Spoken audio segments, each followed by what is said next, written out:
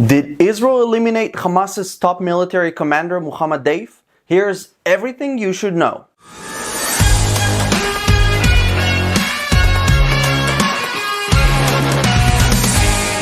Shalom from Israel. I'm Hananya Naftali with the latest update from the Middle East. Today there is a major development in the ongoing conflict between Israel and Hamas. Mohammad Deif, the leader of Hamas's military wing, the Izzadin al-Qassam brigades, was targeted in an airstrike in Khan Yunis, southern Gaza.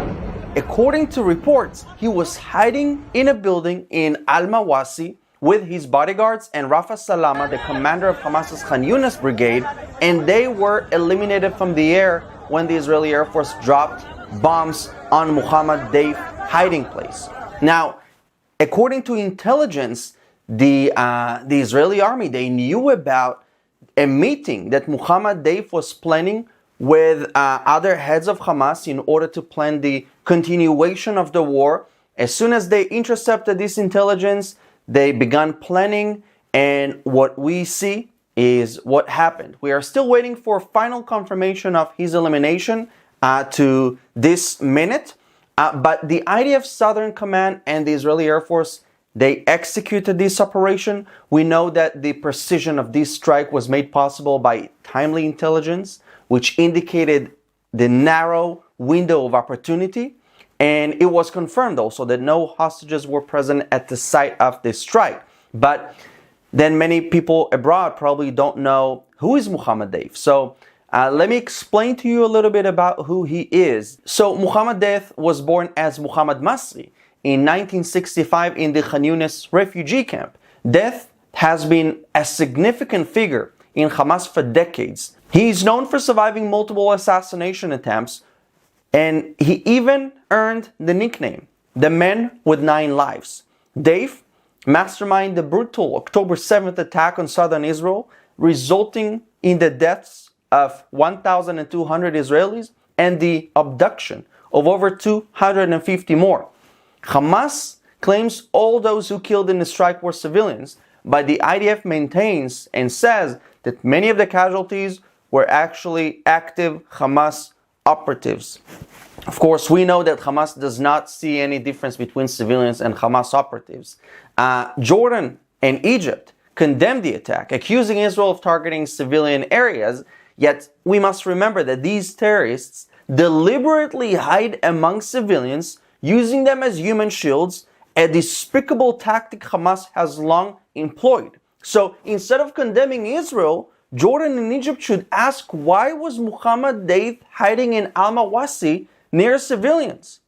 This strike, along with another operation in southern Lebanon, again according to reports, where 2 terrorists were eliminated, brings up a critical question.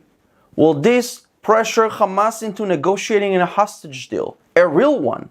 If Deif is indeed dead, it marks a significant milestone in Israel's counterterrorism efforts, as he was one of the top international terrorists, wanted terrorists.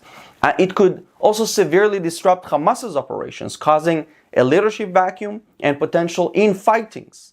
The elimination of key leaders like Deif and Salameh is a severe blow to their operational capability. But it's important to understand that this is not just about eliminating a terrorist here or there. It's about dismantling the terror infrastructure of Hamas.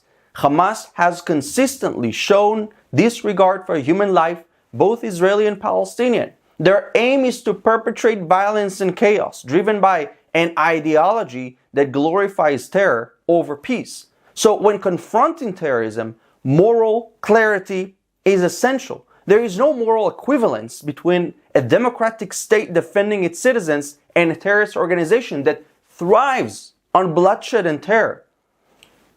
The Bible says in Proverbs 21 verse 15, when justice is done, it brings joy to the righteous, but terror to evildoers. This verse perfectly encapsulates Israel's actions against these terrorists. As we look ahead, again, this question remains. How is Hamas going to respond? Are we going to finally see them coming to the negotiating table for the sake of the hostages, or will they continue to bring destruction and chaos to Gaza. They also face criticism, and a lot of people that openly call out Hamas for the destruction and the disruption of the lives of ordinary people. It's time the world recognized the true face of Hamas. This is not an organization fighting for freedom or justice. It's a group that celebrates death and destruction. The eliminations of leaders like Deif should not be mourned by anyone who values human life and peace.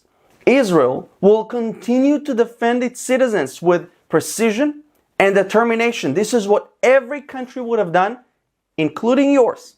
So don't forget to subscribe to my YouTube channel for more updates. And if you stand with Israel, and if you want to make the lives of BDS supporters and anti-Israel haters harder, shop at theisraelstore.com. Together we can make a difference. Shalom